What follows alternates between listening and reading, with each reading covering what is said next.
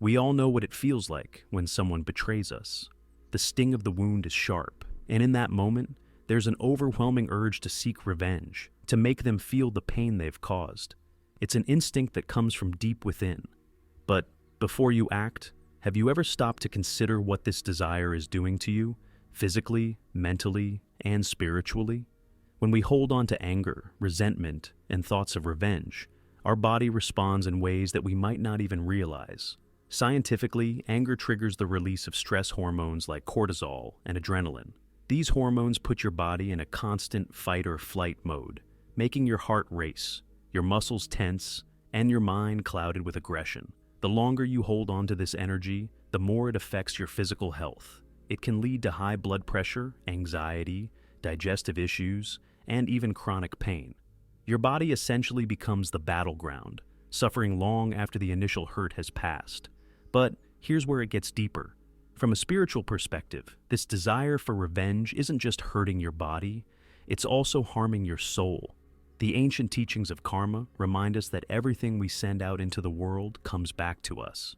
In other words, when you hold on to anger and revenge, you're not just wishing harm on the person who wronged you, you're also inviting negative energy into your own life. Karma isn't just about what others do to us, but what we do with what we've been given. When we choose vengeance, we are, in a sense, perpetuating the cycle of suffering.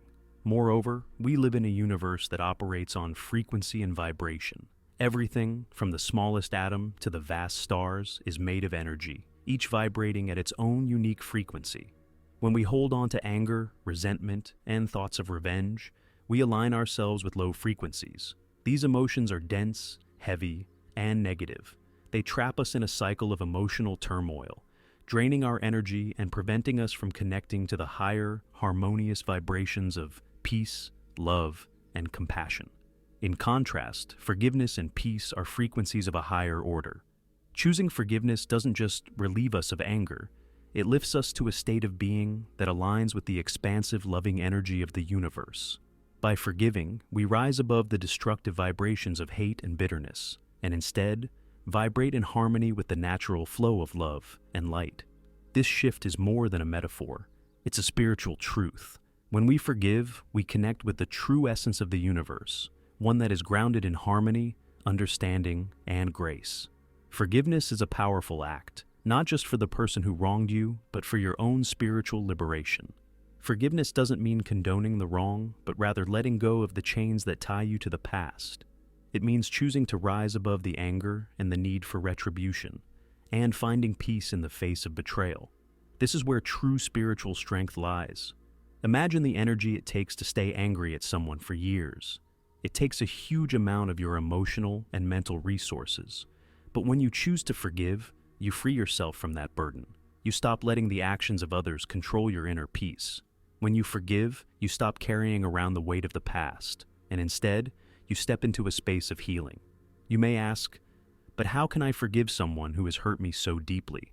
The answer lies in understanding that forgiveness is not an act of weakness, but one of strength.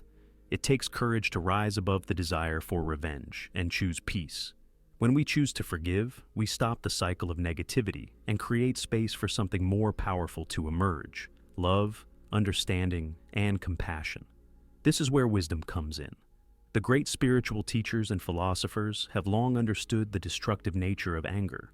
In Buddhism, for example, the concept of metta, or loving kindness, teaches us that we should extend compassion to all beings, even those who have wronged us. The act of forgiving someone, of choosing peace over revenge, is the highest form of wisdom. It's not easy, it's not simple, but it is transformative. When we let go of anger, we return to our true nature, a state of inner peace and clarity. In that state, the past no longer controls us. We stop allowing past wounds to define our present. And in doing so, we create the future we want, one of healing, growth, and freedom. Karma teaches us that we are all interconnected.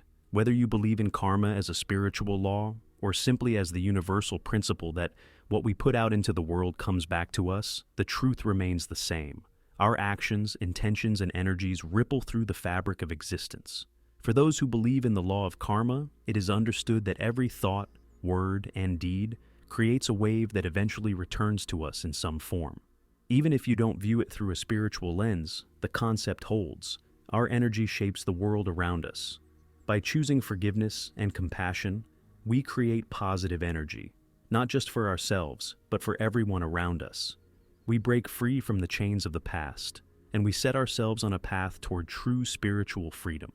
So, instead of revenge, choose healing. Instead of anger, choose peace. Instead of resentment, choose love. Your peace is not worth compromising for anyone else's actions. In the end, the only person you truly control is yourself. By choosing to rise above the urge for revenge, you reclaim your power. You choose to walk a path of wisdom, of light, and of growth. By choosing forgiveness, you choose to align yourself with the natural flow of the universe, an energy that is pure, expansive, and abundant. You choose to vibrate at a frequency that will attract more of the same: peace, love, and harmony. Let go of the low frequencies of anger and revenge, and embrace the higher vibrations of forgiveness and healing. The universe itself will respond, bringing you the peace and balance you deserve.